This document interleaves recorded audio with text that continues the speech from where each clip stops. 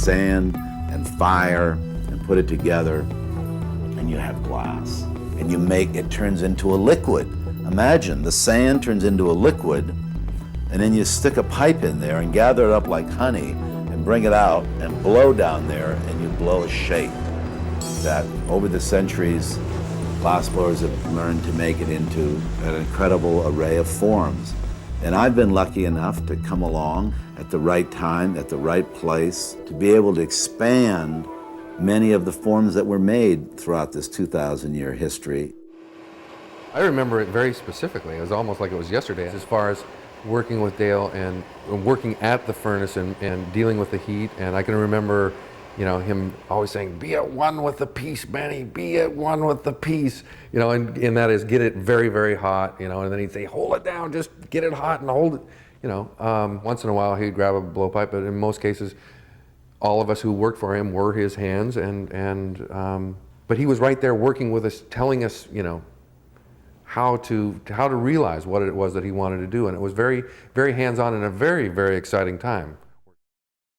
I think it was about 1977 that I was visiting the Washington State Historical Society with Italo Scanga and Jamie Carpenter, and we were looking at their Indian basket collection, and then it dawns on me that, hey, wouldn't it be interesting to try to make these baskets out of glass? A lot of the baskets are old and kind of crumply, and they're not always straight and firm, and so I got into my mind that somehow I wanted to make them asymmetrical. First I would bang them with a paddle to beat them up a little bit, but I soon learned that if I just used the heat of the furnace and the fire, that I could get the same kind of movement from the fire itself, and it was more beautiful. That was really the breakthrough series for me, to begin to form glass with fire, with gravity, with heat, with centrifugal force. I was using just human breath going down into this miraculous material, blowing it up, and then blowing it more and more, pushing its limits, making it as thin as I could, and getting it so hot that it would almost collapse and begin to move. And so I was pushing the edge of thinness and collapsibility and making new forms.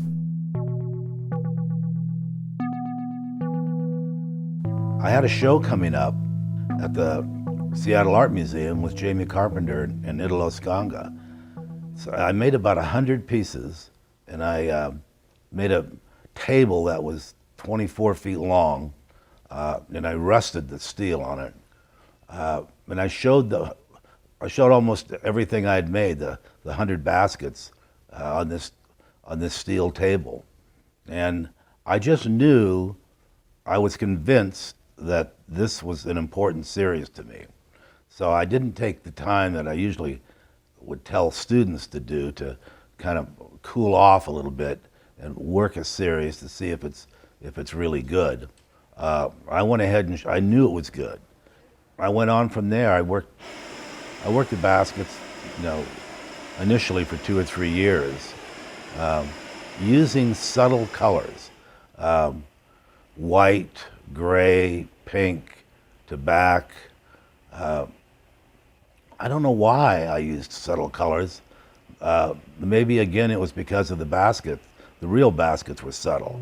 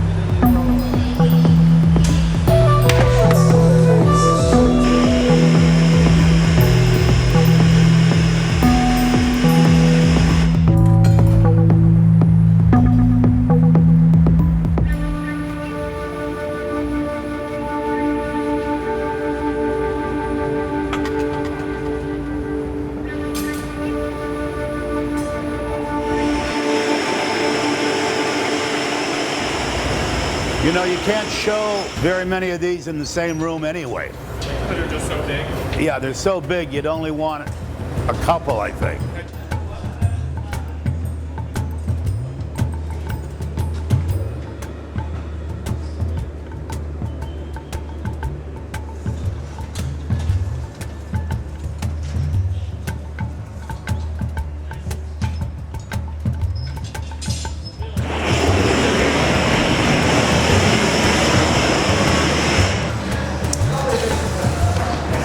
Ram it.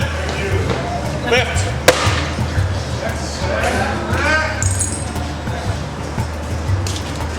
That is great. Do you like it that open? I mean, I figured I was Well, gonna really try well, it. that would work especially well if you were to put another, yeah, like, let's say that's the same color down there, right? This one, yeah. Why don't we try putting that for the fun of it? This is a nice shape for a single. No, that's a beauty, but it'll also be a beauty in here. Yeah. How wide is that? That's about 43 inches. I bet it's 37. 44 and a half. You're a lot closer than I was. 44 and a half. That's about as big as they can get. Yeah, these are Yeah, great. that'll look great in there for sure. The, I mean, the better the pieces are, the better the pair is. The, Well, let's like that. maybe have this coming down over that. Would have to play with it. Have it hanging out a little bit. Maybe it has to be, try the other way now. That, yeah, having this come out for the fun of it. I mean, it, Just let us, yeah. yeah, look at that thing. God, that looks good. Looks great from back here, boy, doesn't it? If that was in a, you know, in a gallery, in a museum, could almost take a whole room. I think that's one of the best pieces we've ever done. That's really a beauty. That is a fabulous color. Also mixing the colors, you think that, or just keep it all orange on orange, or Well, I just hate to, you're so hot now, I don't want to have lighter. you Yeah. working colors that, oh yeah. Oh, that's a nice color too. You know, I said the tall ones might not be as good, but that looks good. Well, this is the tallest one. Then kind of a medium one, this yellow one over here. You know, the reason they look good, I think, is all those wrinkles. That looks good too. Well, you could try laying it down in there. Might be a little different. Or it might be, upright might work too. Yeah, that thing's huge too. I mean, they're great as pairs. I know. I mean, I mean, look at those two together. and it's funny, you don't really have to be thinking, well, this one's going to go in that one. You just have to they just have to be good pieces. That's right, yeah. And they work.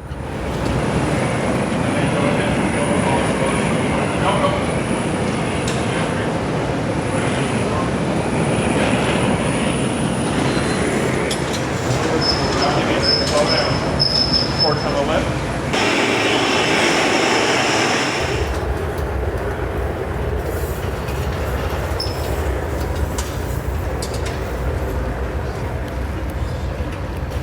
Whoa. Ram it. Shut it down.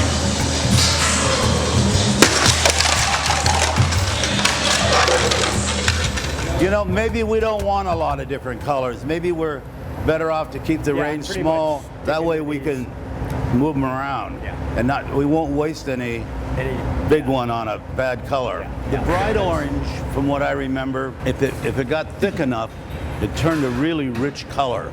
You know, you'd get two colors out of it. Right.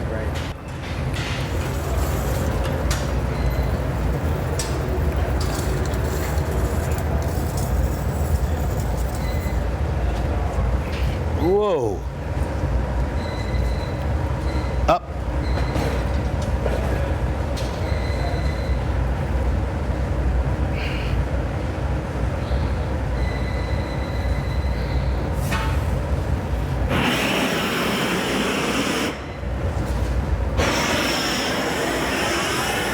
Boy, that looks like more color. I mean, I think we can get away with even using those colors together. Yeah, it's subtle enough. Whoa. Lovely. Maybe hold it up a little.